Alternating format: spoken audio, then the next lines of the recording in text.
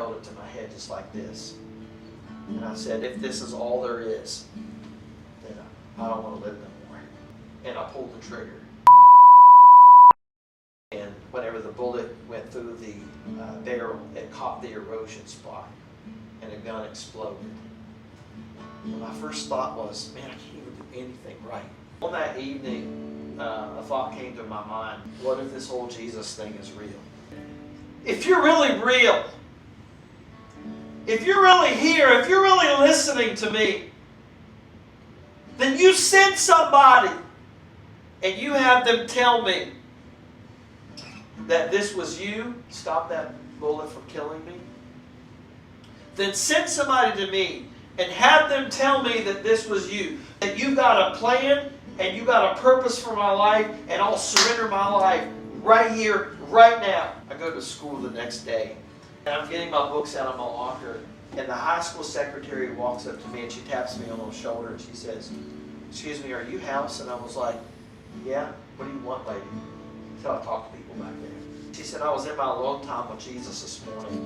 And I said, don't mess with me. And she said, House? I said, lady, I'm telling you, don't mess with me. And I turned around, I walked away, and she said, Nathan. When she called me by my first name, it calls me to turn around. And I was like, what do you want? She said, I was in my alone time with Jesus this morning. And Jesus told me to tell you that he was looking out for you yesterday. And he's got a plan, and he's got a purpose for your life. I was like, don't stop messing with me, lady. Stop messing with me.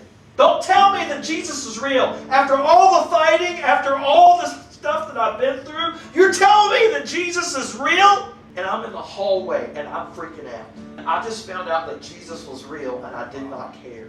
And I dropped to my knees. I didn't know what I was supposed to say. And all of a sudden, I found myself crying out to God because I was overwhelmed by his presence. Like, I was like, oh my gosh, this is actually real? What? I was like losing my mind. And I didn't care what anybody thought because God's real.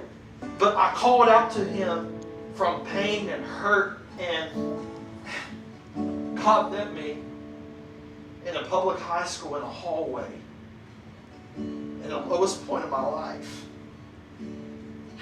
And all I said was, Jesus, I know that you're real. And I don't even know what I'm supposed to say right now, but I need you in my life. And I felt his presence like go boom.